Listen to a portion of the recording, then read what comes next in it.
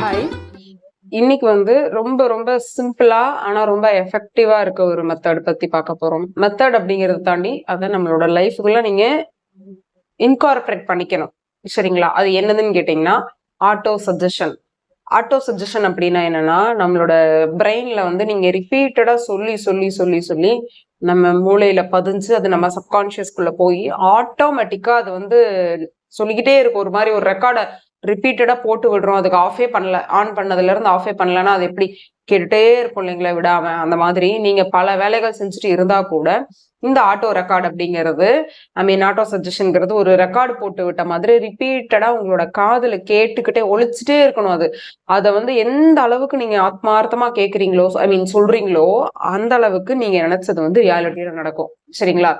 அதாவது இப்போ அதை எப்படி புரிஞ்சுக்கலாம்னா, உங்களுக்கு ஏதாவது ஒரு ஆசை இருக்குங்க. அந்த ஆசைய மினிமம் ஒரு லைனுக்கு உள்ள எப்படி சொல்றதுன்னா, ஒரு லைனுக்குள்ள நீங்களே கிரியேட் பண்ணிக்கோங்க. ஃபார் எக்ஸாம்பிள், நான் எனக்கு பிடிச்ச வசதியான வீட்டுல வாழ்ந்துட்டு இருக்கேன் இப்படிங்கறத ஒரு ஒரு லைன்னா இதை நீங்க கிரியேட் பண்ணிக்கோங்க. எந்த ஆசைக்கு உங்களுக்கு ஒரு ஆட்டோ சஜஷன் தேவைப்படுதோ அதுக்கு ஃபர்ஸ்ட் நீங்க ஒரு சென்டென்ஸ் மேக் பண்ணிக்கோங்க. அதை ரிப்பீட்டடா சொல்ல பழக்கணும். அது எப்படின்னா, காலையில எந்திரிச்ச உடனே சொல்ல ஆரம்பிங்க. தூங்கி எந்திரிக்கிறீங்க இல்லையா? இப்ப தூங்கி எந்திரிக்கும் போதே ஒருத்தவங்க ஏதாவது ஒரு தனக்கு பிடிச்ச கடவுளை பேர் சொல்லிட்டு எந்திரிப்பாங்க. அதுக்கப்புறமா அவங்களுக்கு பிடிச்சதுக்கு தேங்க்யூ சொல்லிட்டு இப்படி ஏதோ ஒரு ப்ராசஸ் வச்சிருப்பாங்க. நான் எந்திரிச்சேன்னா இதெல்லாம் தான் பண்ணுவேன் அப்படின்ற அங்க ஒரு கம்பல்ஷன் இருக்கும் இல்லையா? அந்த மாதிரி நான் எந்திரிக்கும் போது இதைத்தான் சொல்லுவேன் அப்படின்னு நீங்க ஸ்டார்ட் பண்ணுங்க. கண்டினியூவா சொல்லிக்கிட்டே உங்க வேலைகள் செஞ்சுட்டே இருங்க. உங்க வேலைக்கு நடுவுல இதை அப்பப்ப சொல்லுங்க. சரிங்களா? இந்த மாதிரி நீங்க கண்டினியூவா பழக பழக என்ன ஆகும்னா, உண்மையாவே அது உங்களோட சப்கான்சியஸ்ல போய் பதியும். அதாவது ரொம்ப பிராக்டிக்கலா சொல்லணும்னா, இந்த வார்த்தையை சொல்றதுனால உங்க வாழ்க்கை மாறுதான்னு கேட்டா அப்படி கிடையாது. எது உங்களோட லைஃப்ல எப்போ நடக்கும் அப்படின்னா, ஒரு விஷயம் உங்களோட ஆழ் மனதுல பதியணும். அது பதிஞ்சதுக்கு அப்புறமா அதுக்கான ஒரு சூழ்நிலைகளை உங்க ஆழ்மனமா உருவாக்கி அதுக்கப்புறம் தான் உங்க ரியாலிட்டிக்குள்ள கொண்டு வரும் இல்லைங்களா?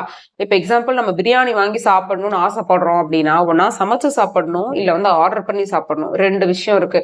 நான் கடைக்கும் போக மாட்டேன், பொருளையும் வாங்க மாட்டேன், வீட்டுல உட்காந்துட்டு போனையும் எடுக்க மாட்டேன், நான் ஆர்டரையும் பண்ண மாட்டேன். ஆனா எனக்கு பிரியாணி மட்டும் வேணும் அப்படின்னா கண்டிப்பா நடக்காது இல்லைங்களா? நம்ம ஏதாவது ஒண்ணு செஞ்சுதான் ஆகணும். ஒன்னா கடைக்கு இறங்கி போய் பொருளை வாங்கிட்டு சமைக்கணும், இல்லையா உட்கார்ந்த இடத்துல நம்ம ஆர்டர் போடணும். எந்த கடையில உங்களுக்கு பிடிச்சிருக்கோ அந்த கடையை தேடி அதுக்கான டைம் நீங்க ஒதுக்கி அதுக்கான பணத்தெல்லாம் ஸ்பெண்ட் பண்ணி அது வர்ற வரைக்கும் வெயிட் பண்ணி, இப்படி இந்த சைட்ல சில ப்ராசஸ் இருக்கு. இதை சூஸ் பண்ணீங்கன்னா இந்த சைட் சில ப்ராசஸ் இருக்குது. நமக்கு பிடிச்ச ஒரு விஷயத்த அடையணும் அப்படின்னா அதே மாதிரிதான். ஏன் நிறைய பேர் இந்த மாதிரியான மெத்தட் சொல்றாங்களா? இன்னும் கமெண்ட்ஸ் எல்லாம் கூட போடுவாங்க, இது இதை சொன்னா மாறிடுமா, இதனால நம்ம லைஃப் மாறிடுமான்னு கேட்டா, கண்டிப்பா பெரிய அளவுல மாற்றம் அப்படிங்கிறது கடைசியா தான் நடக்கும். சரிங்களா?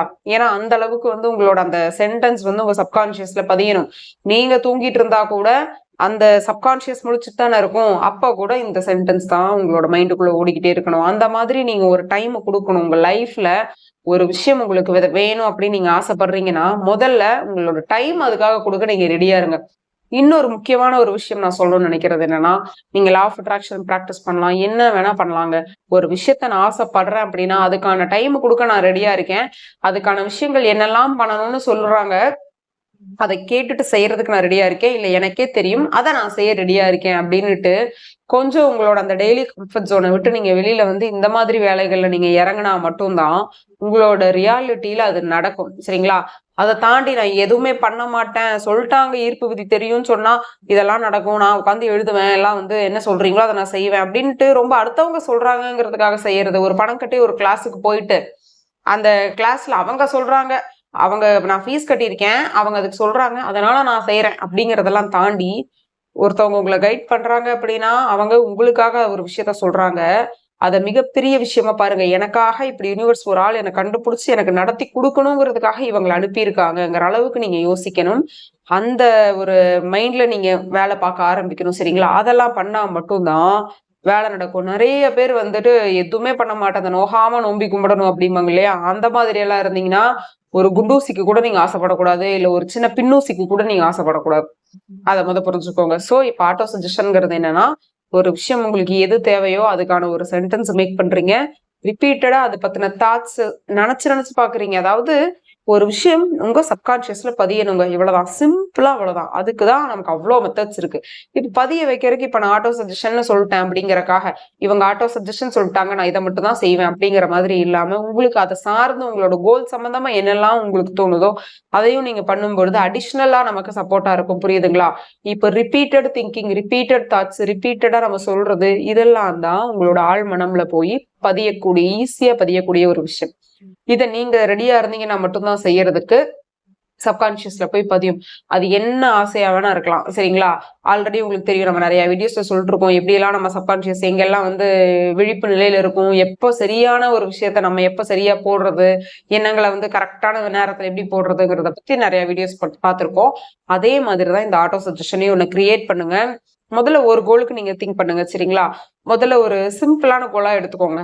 ரொம்ப மிகப்பெரிய கோல் எனக்கு இதுதான், இது அல்டிமேட் அப்படிங்கிறதுக்கு இல்லாம ஒரு நார்மலா ஒரு பக்கத்துல இது கிடைச்சிரும், ஆனா இதெல்லாம் பண்ணா கிடைச்சிரும் அப்படிங்கிற மாதிரி இருக்கிறீங்கன்னா அதுக்கு நீங்க ஆட்டோ சஜஷன் சொல்லிட்டே இருங்க. கண்டினியூவா கேட்க கேட்க என்ன ஆகும்னா ஆல்ரெடி அது நடக்க போகுது அப்படிங்கிற ஒரு நம்பிக்கையும் நம்ம மனசுல இருக்கும்.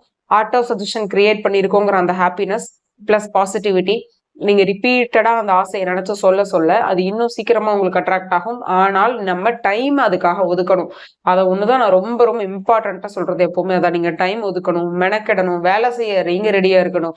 யூனிவர்ஸ் கொடுக்க ரெடியா இருக்காங்களா, கொடுக்க சொல்லுங்க அப்படின்னு கேட்டா நம்ம வேலை செஞ்சோம்னாதான் அதுக்கான அதுக்கான அவுட்புட் நமக்கு கிடைக்குமே தவிர நம்ம வேலை செய்யாம சும்மா உட்காந்துட்டு இருந்தா மட்டும் அது கிடைச்சிடாது.